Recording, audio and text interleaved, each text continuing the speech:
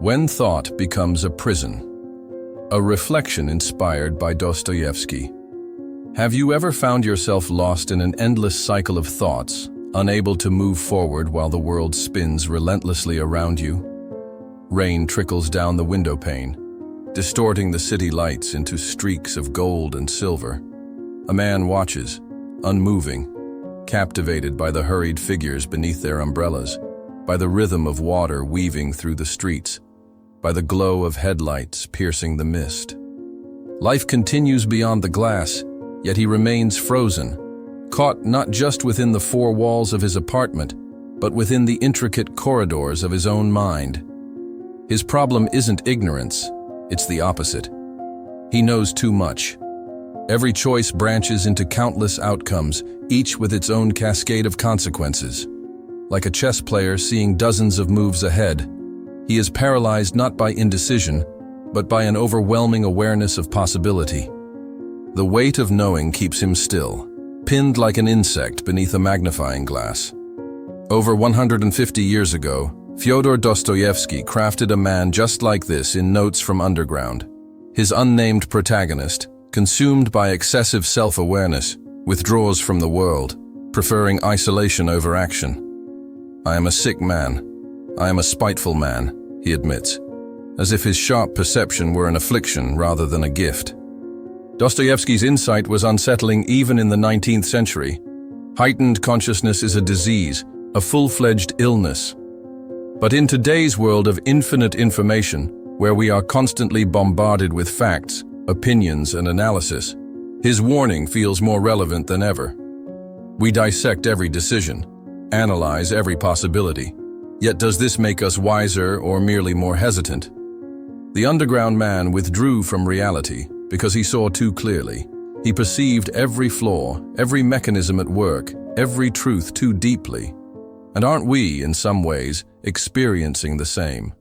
The more we know, the harder it becomes to act. So, in an age where every decision feels tangled in endless repercussions, is it still possible to simply live without becoming lost in the labyrinth of our own thoughts? This is the paradox Dostoevsky saw long before our time. The widening gap between thinking and doing, between observation and action, between knowing and truly living. The burden of overthinking. Are we all underground men now?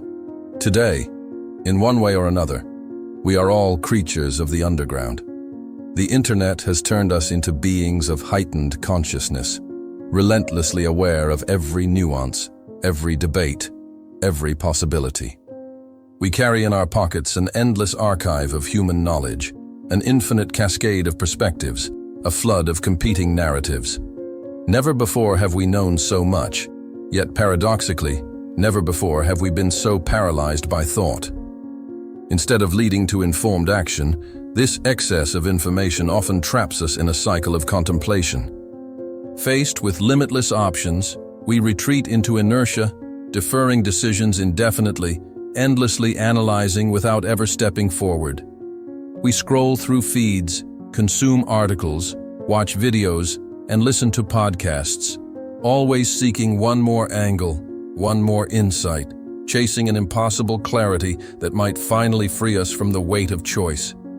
Some escape the shallowness of instant gratification and immerse themselves in deeper study, convinced of their intellectual superiority. They deconstruct truths, question motives, and unravel the illusions that others accept without thought. Yet isn't this the paradox of our time? The more we know, the less we act. The more perspectives we consider, the harder it becomes to take a stand.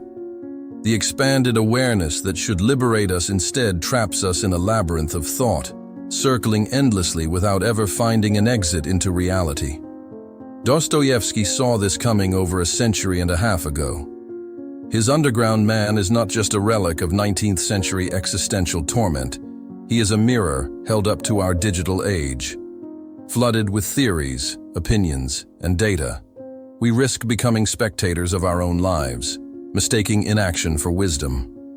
Like the man at the window, we watch the world move while we remain still, convincing ourselves that our paralysis is insight. when perhaps it is only a more sophisticated form of fear. This is the dilemma Dostoevsky forces us to confront. When does thought cease to be a tool for understanding the world and instead become a refuge from it? Where is the balance between necessary reflection and vital action? How do we think without ceasing to live? The rain continues to trace patterns on the glass, and the man does not move. Outside, the city breathes, stumbles, creates, and grows.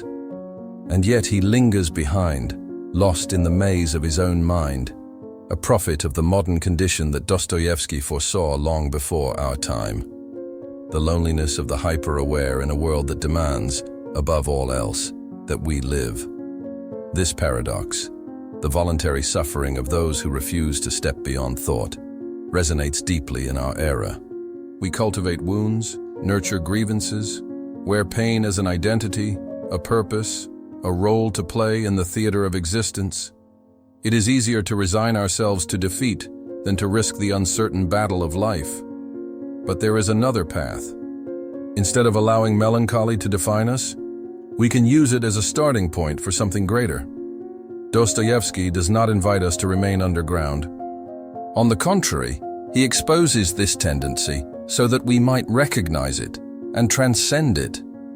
Critical thought does not have to be a weight that drags us down. It can be a force that propels us forward. Perhaps true courage is not in denying the world's darkness, but in seeing it clearly and choosing to act anyway, to create, to transform, to live. Lucidity not as an end, but as a beginning. Not as a conclusion of despair, but as the foundation for a fully conscious, yet fully lived, existence. And you? Do you see overthinking as a form of wisdom, or simply a trap that keeps us from acting? Share your thoughts in the comments. And if you enjoyed this video, don't forget to like, subscribe, and turn on notifications for more reflections like this.